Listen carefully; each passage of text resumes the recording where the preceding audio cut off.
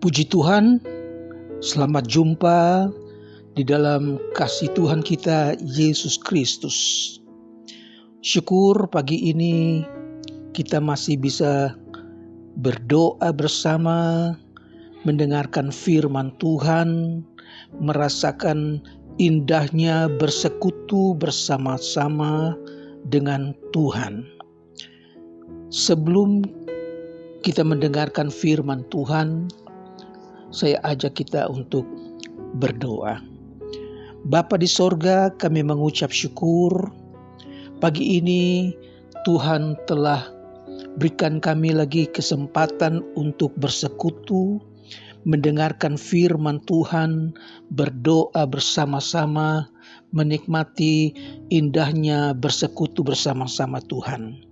Terima kasih, kiranya firman yang akan kami dengar akan membuat kami bertumbuh di dalam pengenalan akan firman Tuhan, membimbing kami kepada hidup yang berkenan kepada Tuhan. Terima kasih, kehadiran Roh Kudus kami sangat rindukan. Pimpin dari awal sampai selesainya. Di dalam nama Tuhan Yesus Kristus. Haleluya. Amin. Efesus pasal yang keempat, ayat yang pertama dan yang kedua. Efesus 4 ayat 1 dan 2. Sebab itu aku menasehatkan kamu. Aku orang yang dipenjara karena Tuhan, supaya hidupmu, orang-orang yang telah dipanggil, berpadanan dengan panggilan itu. Hendaklah kamu selalu rendah hati, lemah lembut, dan sabar. Tunjukkanlah kasihmu dalam hal saling membantu. Saudara, puji Tuhan, Paulus ketika menulis surat ini kepada jemaat di Efesus, ia berada dalam penjara di Roma. Dia katakan, aku ini seorang yang dipenjara karena Tuhan, karena Injil, karena Kristus dia masuk penjara. Tetapi keinginan supaya orang-orang yang ada di Efesus, yaitu jemaat yang sedang bertumbuh, dia ingatkan supaya mereka hidup sesuai dengan panggilan Kristus.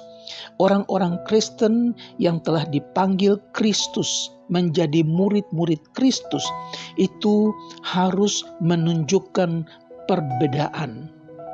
Apa yang telah mereka dengar dari firman Tuhan, apa yang mereka terima dari Injil, harus mereka praktekkan dalam kehidupan mereka, yaitu hidup yang berpadanan dengan Injil. Saudara, Paulus ingatkan kepada orang-orang di Efesus supaya tampil beda dengan orang-orang luar, orang-orang yang belum percaya. Dia katakan bahwa hendaklah kamu selalu rendah hati. Ini adalah sikap Kristus, saudara-saudara. Yang kedua, dia ingatkan kepada orang-orang Efesus supaya memiliki karakter lemah lembut. Saudara, anak-anak Tuhan tidak boleh kasar, tidak boleh bengis, harus lemah lembut seorang terhadap yang lain. Ini adalah ajaran firman Tuhan. Berikutnya dia katakan, sabar. Orang-orang di Efesus harus memiliki sikap sabar, tidak lekas marah, tidak lekas putus asa, bersikap tenang dalam menghadapi segala sesuatu, tidak panik, tidak gerada-geruduk, saudara-saudara. Sikap sabar itu menjadi penopang dalam karakter orang-orang percaya untuk menunjukkan karakter Kristus, saudara-saudara. Amsal 16 ayat 32 katakan, orang yang sabar melebihi seorang pahlawan. Seorang pahlawan diagung-agungkan, dipuji, tetapi orang yang memiliki sikap sabar itu melebihi orang pahlawan. Dalam Amsal 15 ayat 18, orang yang sabar memadamkan perbantahan. Nah, itu sebabnya perlunya kita memiliki sikap sabar.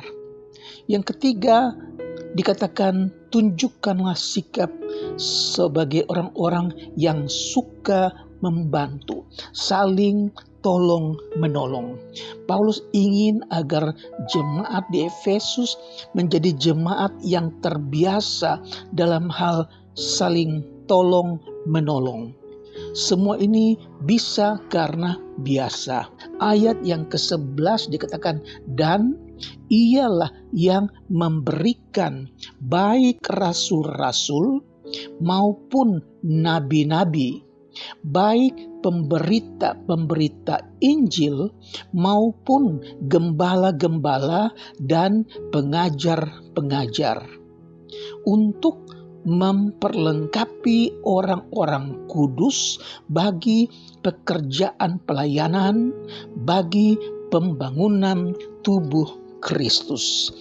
Paulus sudah ingatkan bahwa Allah telah memberikan rasul-rasul, Dia telah memberikan nabi-nabi, Dia telah memberikan pemberita-pemberita Injil, Dia telah berikan juga gembala-gembala dan guru-guru. Untuk apa?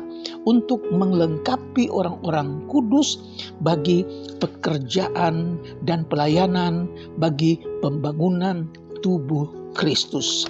Sungguh satu hal yang luar biasa. Masing-masing hidup menurut panggilannya. Untuk itu Paulus ingatkan orang-orang Efesus untuk memiliki pengetahuan yang benar tentang Kristus, supaya mereka menjadi dewasa rohani, bukan lagi mempunyai sifat kanak-kanak yang mudah goyah, mudah berubah, yang mudah terpengaruh, mudah ditipu oleh ajaran-ajaran yang baru, yang palsu, mudah dipengaruhi dengan kepalsuan. Saudara, mengapa seseorang tetap seperti kanak-kanak? Seorang tetap seperti kanak-kanak karena pengertian mereka, karena pengabdian mereka terhadap kebenaran Alkitab tidak memadai. Kurang, saudara. Secara fisik, melihat dari waktu, mereka itu lama, mereka itu setia, tetapi ditinjau dari pengertian Alkitab, ditinjau dari pengabdian kepada kebenaran Alkitab, mereka kurang.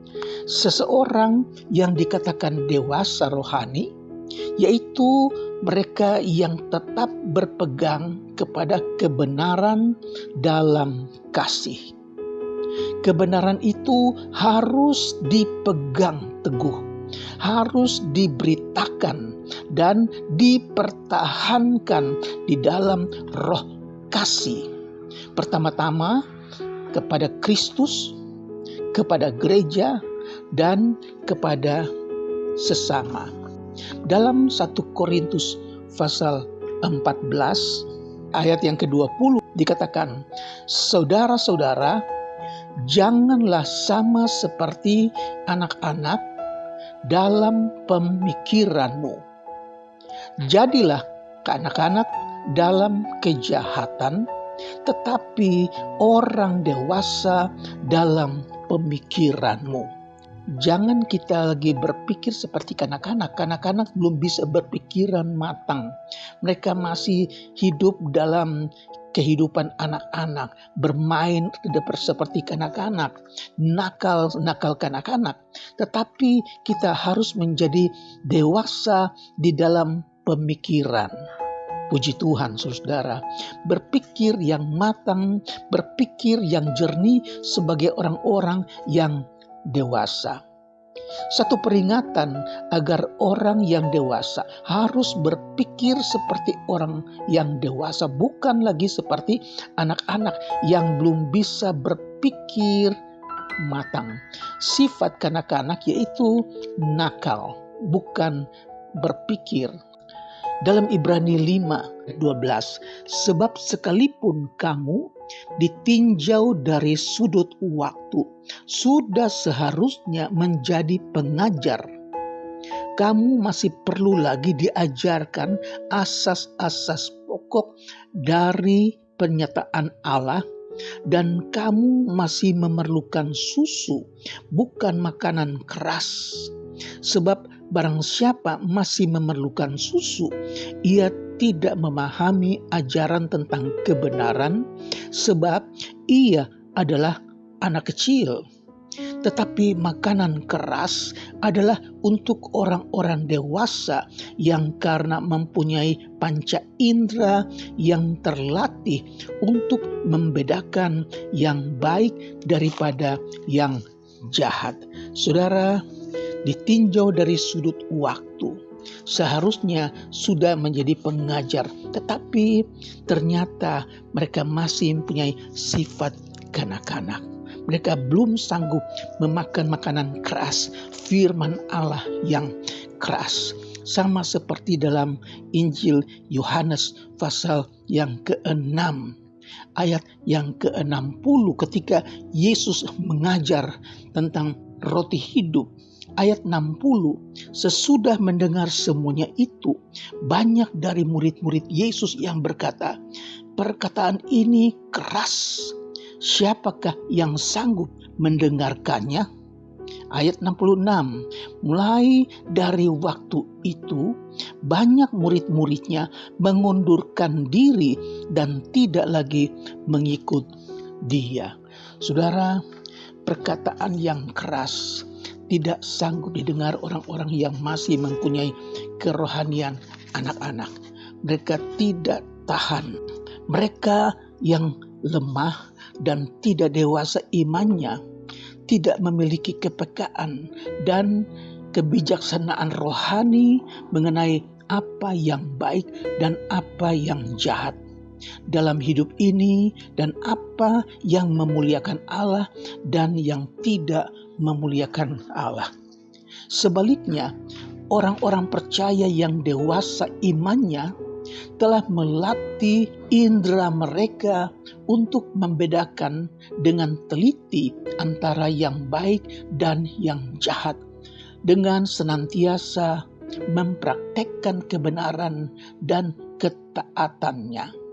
Setelah belajar untuk mengasihi keadilan dan membenci kefasikan, setelah pikirannya dibaharui menurut prinsip-prinsip kebenaran, dan setelah mendapat kemampuan dari Roh Kudus untuk melihat berbagai hal dari segi pandangan Allah, mereka menjadi mampu untuk menerima makanan yang keras dari firman Allah dan bertumbuh mencapai kepenuhan Kristus. Puji Tuhan, semoga apa yang ditulis oleh Paulus kepada orang-orang di Efesus juga terjadi kepada kita yang hidup di hari-hari terakhir, yaitu memiliki sikap rendah hati, sikap lemah lembut, sabar, memiliki kerohanian yang dewasa, agar kita tidak lagi mudah dipengaruhi, ditipu oleh pengajaran-pengajaran yang palsu, tetapi kita dapat bertahan di dalam kebenaran Kristus sampai akhir hayat kita. Tuhan kiranya memberkati kita sekalian. Mari kita berdoa. Kami mengucap syukur buat firman-Mu pagi hari ini. Tuhan, berkati kami menjadi orang-orang yang dewasa rohaninya. Hamba-Mu berdoa buat jemaat, buat mereka yang mengikuti ibadah doa pagi hari ini. Tuhan berkati, tambahkan iman, berikan penghiburan buat mereka yang susah. Tambahkan iman percaya buat mereka yang bimbang. Tuhan sembuhkan mereka yang sakit di dalam nama Yesus. Terima kasih, kami percaya Allah memberkati kami sebagaimana hari-hari kemarin. Hari ini juga Tuhan akan berkati kami sekalian. Di dalam nama Tuhan Yesus Kristus. Haleluya. Amin.